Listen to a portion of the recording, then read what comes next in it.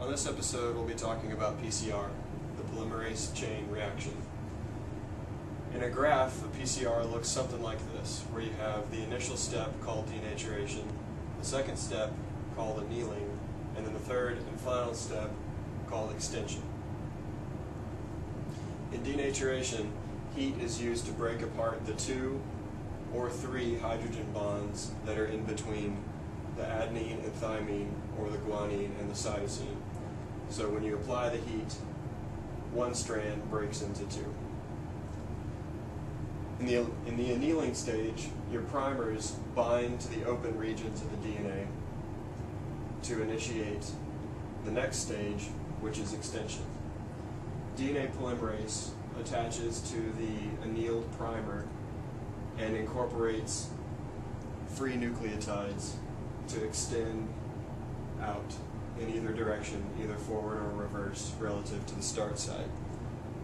In this way, one strand turns into 2 strands. And the more times you repeat it, the more strands you get. So in order to make your master mix, you need PCR mix, which includes the free nucleotides and a buffer for the reaction, your forward and your reverse primers, Taq polymerase, water, and your DNA template. Normally, we run reactions either in 10 or 20 microliters to save money, but you can run them as high as 50 or 100 microliters. This is the PCR hood. We use this area to keep contamination out of our samples, and we keep the area clean using bleach and ethanol to prevent DNA contamination.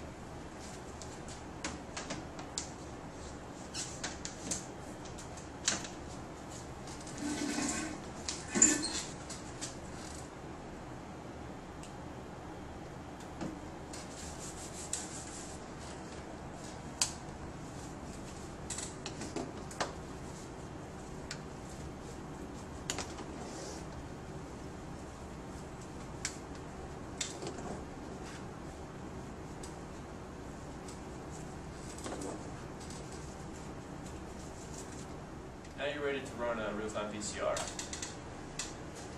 To get the volumes, you can check the computer here for your sample templates. He'll give you the correct amount of each reagent to add into your microcentrifuge tubes. Now, you always want to keep your samples cold, including primers and PCR mix. This ice bucket has 2 primers, a PCR mix, and my sample templates. The PCR tubes are in the hood.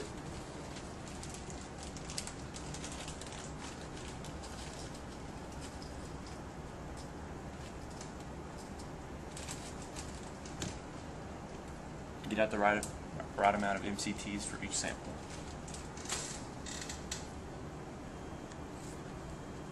Now,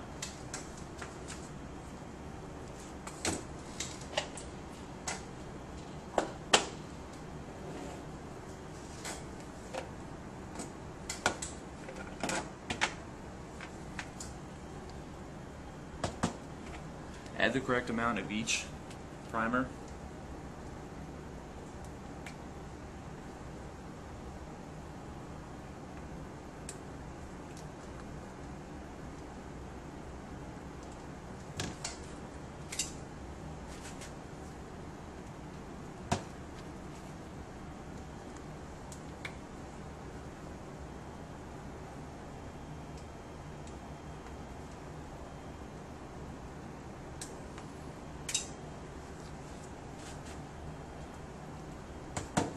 Add the correct amount of water.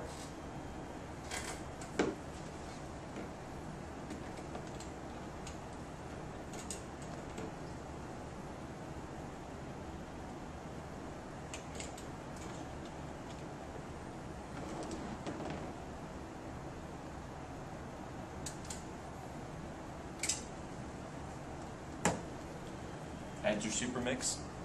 If you're doing a real-time PCR, the super mix should have cyber green in it.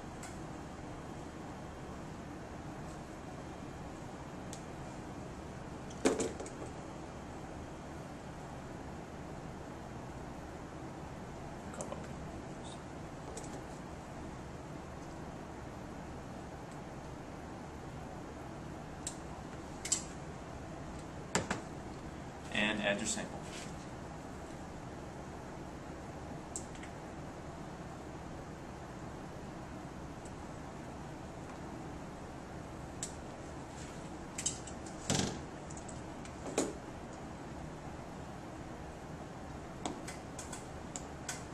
Now you're ready to run it. For a traditional PCR, one without cyber green in the template, you bring it over to the PCR machine, load your sample in the well, and choose the correct protocol. Now there are lots of different protocols in this machine, so there's usually one for what you want to run, but if there's not, you can make one yourself. Go to Protocol Library, choose the protocol you want,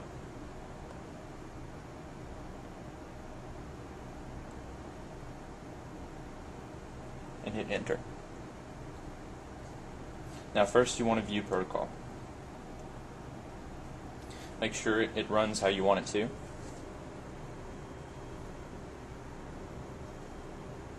And click done. Now go to run protocol. You can choose to hot start it, which means that the plate gets hot before the PCR runs, or not. If you choose to hot start it, you can choose the hot start temperature. It's always algorithmic measurement mode, and enter your sample volume. Once you're ready, click begin run. Close the door. A real-time PCR is different than a traditional PCR in that you can measure the amount of DNA created by each run, each cycle. And you can also look at the temperature at which the DNA melted, which is important for things like differentiating between species. Now, if you want to run a PCR on this computer, click Protogene 6, which is the real-time PCR machine. Click New, and set up your PCR. Choose the rotor. We have two different rotors. We have a 36-well rotor and a 72-well rotor. Make sure your MCTs do not have domed lids. They must be flat lids.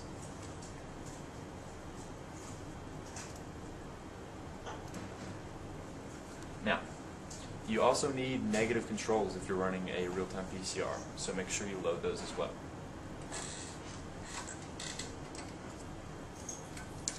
Put your MCT in the rotor.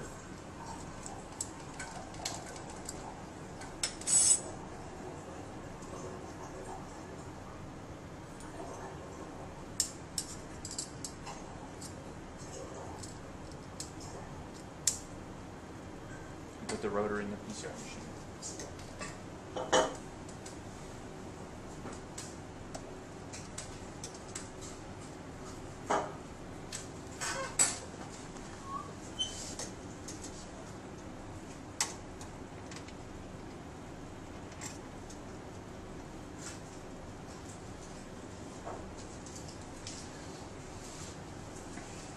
Label your MCTs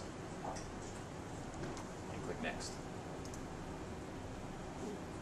Now, this is the protocol for running it. Everything looks good, so you hit Start Run and close the door.